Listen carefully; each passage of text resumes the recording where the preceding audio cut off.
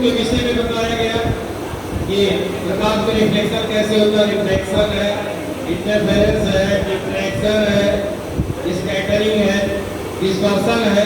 प्रकाश के कई गुण हैं, उसमें एक गुण मैंने यहाँ पर लिया है, सर ने बताया था, लॉ ऑफ रिफ्रैक्शन। लॉ में पतले लेंस की अब जो है फोकस दूरी जो है उसके उस पर मैंने बनाया है कि लेंस निर्माता ने एक सूत्र दिया था 1/f = AMG 1/r1 - 1/r2। माने किसी लेंस की फोकस दूरी कैसे बदल जाती है और वह अपवर्तनांक के कारण कैसे बदलती है, माध्यम के कारण भी बदलती है।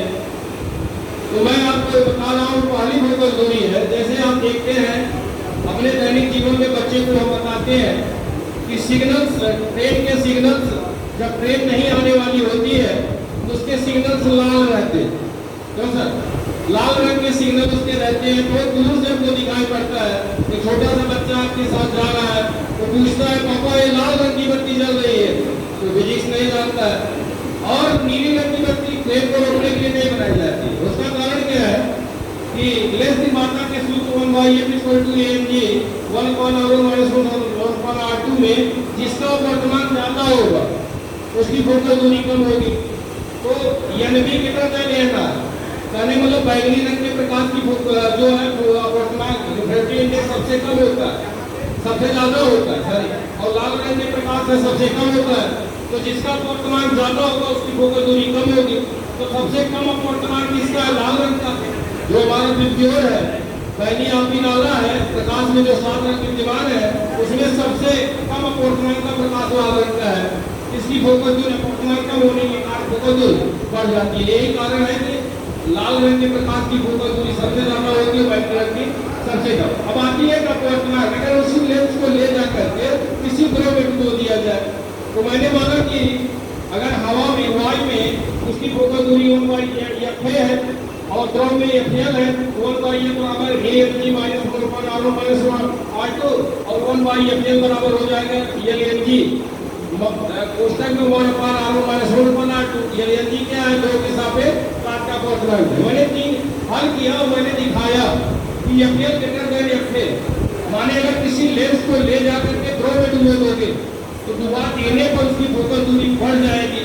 अगर वायु में 20 सेंटीमीटर होगी तो उस द्रव में उसकी फोकस दूरी 20 से ज्यादा 22 हो सकती है, 25 हो सकती है, 30 हो सकती है। अब बात आती है कि अपवर्तनांक, अगर दोनों के अपवर्तनांक, क्योंकि द्रव का भी अपवर्तनांक होता है और कांच का भी अपवर्तनांक होता है, लेंस कांच का बना हुआ है, कांच का अपवर्तनांक 1.5 होता है और जल का अपवर्तनांक 1.3 होता है। तो मैंने 3 कंडीशन बताया बच्चे को कि मैं 1, 2, 3 लेंस ले रहा हूँ। माने 3 लेंस वाली स्थिति में मैंने माना कि जो लेंस का अपवर्तनांक है वह द्रव के अपवर्तनांक से ज्यादा है।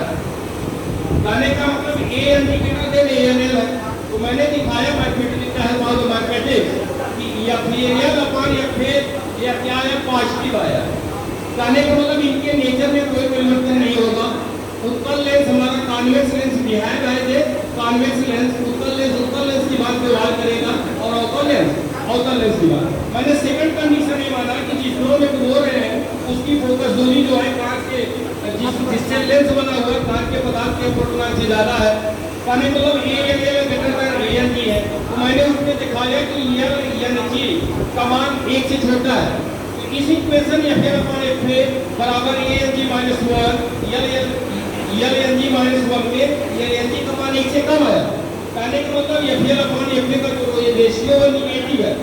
यहाँ पर हुआ क्या कि नेचर लेंस की बदल जाती है। अगर लेंस को ऐसे द्रव में डुबोया जा रहा है जिसका अपवर्तनांक लेंस के पदार्थ के अपवर्तनांक से ज्यादा है, तब आपका उत्तल लेंस नहीं रह जाएगा। उत्तल लेंस की विशेषता क्या है? यह किरणों को क्या करता है?